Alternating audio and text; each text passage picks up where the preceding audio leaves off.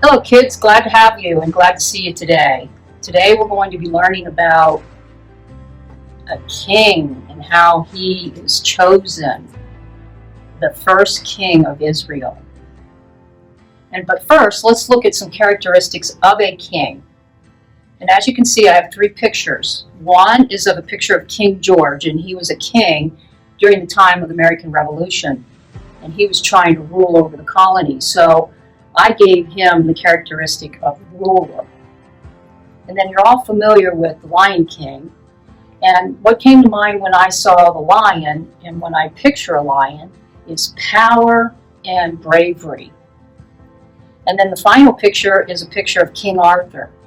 And during King Arthur's time, I considered him to be a wise king and also an honorable king. He tried to do the right thing. So those are just a few characteristics of kings. Maybe you could be thinking of some of your own. But let's get into today's story. So we had the Israelites, as you can see in the picture. They look kind of angry, and I'll tell you why in a minute. And they lived in the land of Canaan, and they were basically farmers and sheep herders, and that kind of had that kind of lifestyle. And they were getting tired of judges ruling over them. And actually, the judges really didn't rule over them. They just tried to tell them the right things to do that God wanted them to do. But they wanted to say no to judges because they wanted a king to rule over them, like other nations. As you can see in the top, you have the nation of Greece, and you have them in the bottom with the figure, the Egyptian guy. They wanted to be like those other nations and have a king too. So Samuel, who was a prophet at this time, and remember we learned about him last week, but now he's all grown up, and he goes around and prays for people and tries to tell people how to live a godly life and what to do right in God's eyes. But when the people were saying they wanted a king, he took it to heart, and he was very, very sad. He felt like they didn't want him anymore. So what does he do? Like he always does, he prayed to God and asked the Lord, what's up with this? And God told him that it's not you, Samuel, that they're angry with or that they don't like. It's me. They don't like me. They don't want to do what I want them to do. So next, as we know, Samuel was a prophet, and I also need to tell you that he's the last of the judges, because we're also moving into the phases of learning about all the kings to come. So after his little talk with God, he gave the people a warning. And the warning was, you do not want a king. You will live to regret it. And some of the things a king will do, he told him, is he's going to tax you unfairly. He's going to make you serve him. And he's going to make your men be in his army. So those are just some of the things the kings will do. But the people didn't care. They said, we don't care, we want a king. They just kept on with that. So, meanwhile, I'm going to introduce another character.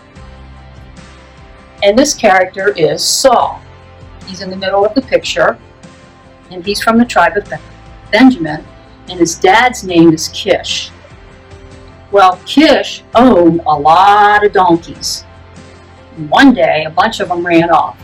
So he asked his son, Saul, and Saul's servant boy to go looking for them. So they did. They went looking high and low. They looked all over the countryside without finding them. And Saul began to worry that his dad was going to get very angry with him. And then the servant boy remembered that there was a prophet named Samuel who maybe could help because he was known for praying and giving words of wisdom, and maybe he would know. So they went to look for Samuel in the next town. And on the way, actually, Samuel was looking for Saul. Now imagine that. They both have this God-ordained meeting. And Samuel said, I'd like you to come and eat with me. So they go and eat and have a nice dinner, and they talk into the night. And then finally Samuel tells him that he is going to be king. So Samuel is anointed with oil. almost right on the spot.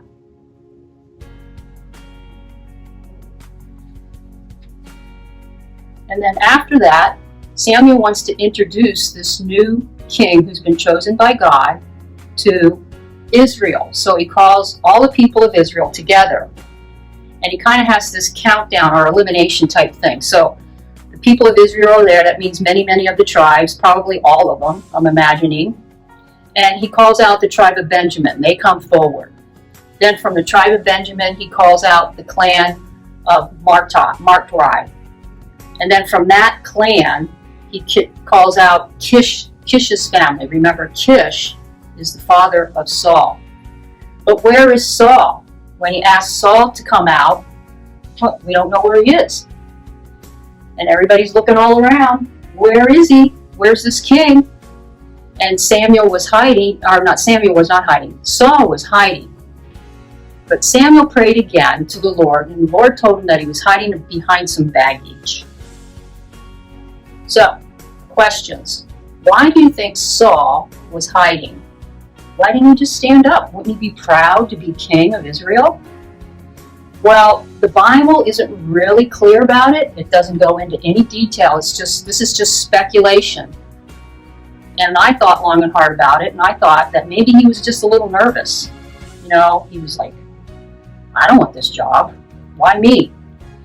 So I think he might not have even wanted to be king.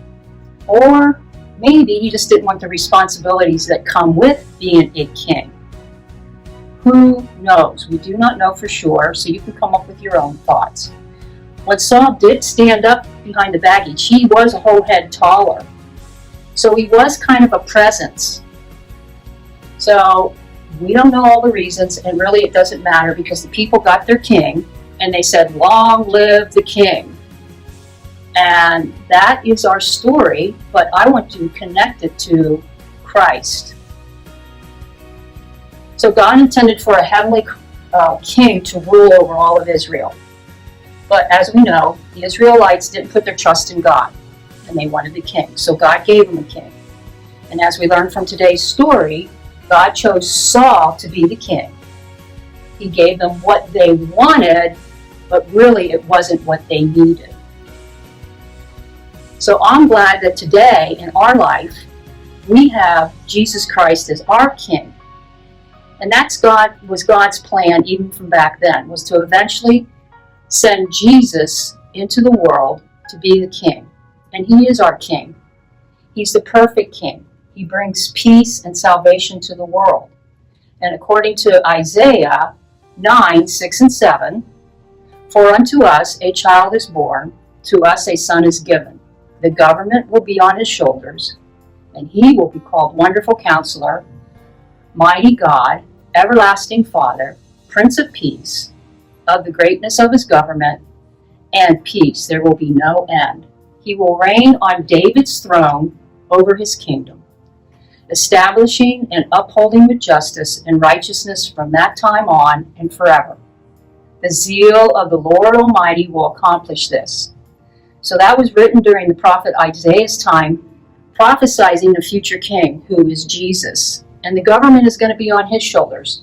When Jesus comes back to rule the earth, kids, he will be the ruler. And we won't have to worry anymore. So I'll end us in prayer, and then that will be it for today.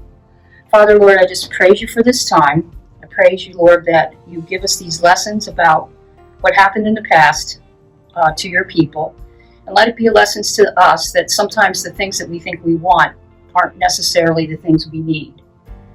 I pray, Lord, that we would ask for those things that you want us to have and those things you want in our lives. And I know you want each and every one of us to have Jesus in our lives and to be walking by faith in you. I pray that for all our kids, and I pray that for myself. In Jesus' precious name, amen.